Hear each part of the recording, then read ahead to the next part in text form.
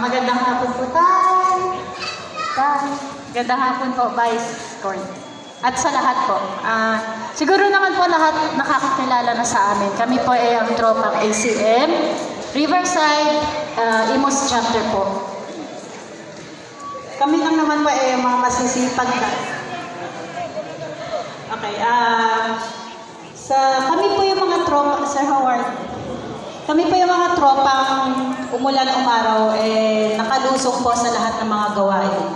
Mapa-oplansita, mapa-project. Sabi nga po sa amin ng isang kapulisan sa aming station, kami po buhay o patay, wala po kaming tinatanggihan. Bakit po? Mapa-undas, mapa-eleksyon, mapa-convoy sa escort sa patay, mapa-project, mapapaglilinis, mga brigada, eskwela, oplansita, checkpoint sa gabi, alas 12, nandoon po ang tropang ACM at Riverside. Kami po itong darating na next week, magkakaroon po kami ng project. Papaalam ko na lang po sa kay tatay. Ito po yung project, ika-13th project na po namin. Buhat ng kami ay nagsimula sa ACM. 2 taon pa lamang po nakakatayo ang ACM, pero kami po ay nagkakaroon na ng 13 na project. Ito po ay aming iikot sa lahat ng mga enforcers. Kasi hindi naman po lingid sa ating katamana ang enforcer sa Imus, nagiging katuwang po namin sa pag-e-escort, lalo na po sa pag may patay.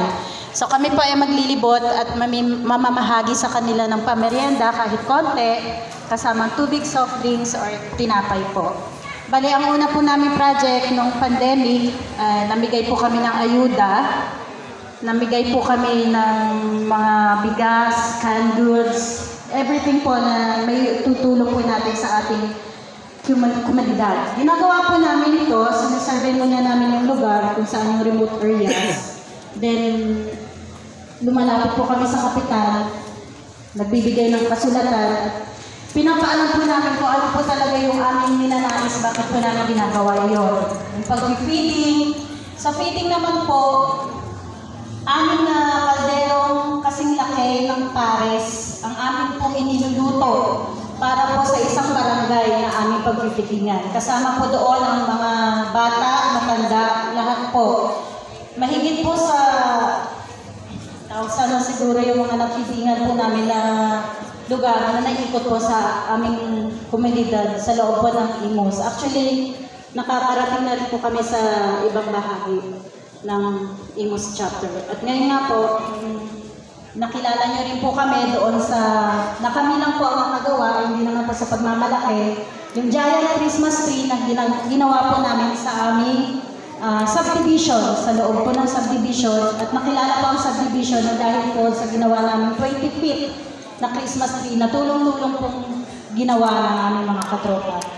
Lahat ng mga project na ito, isa lamang po ang aming layunin. Hindi po kami ay para makilala.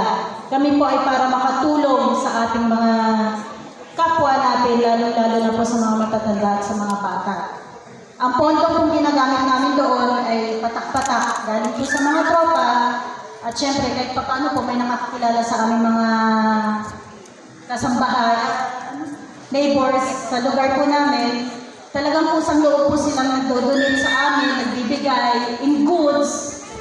Yun po ay nakakatulong sa amin sa tuwing magpa-project po kami. At itong 13 project na darating po namin, hopefully, meron din po mga magbibigay sa amin na mga nakakakilala sa amin at willing pong magbigay ng tulong para sa amin. Yun po lahat ginagawa po namin dahil po sa pamumuno ni tatay, sa advice ni Sultan, at sa lahat po ng mga opisyalis namin ng lugar. Ini-invite po namin ng mga national officers sa darating na project namin para po sa makasama namin sa pag-iikot.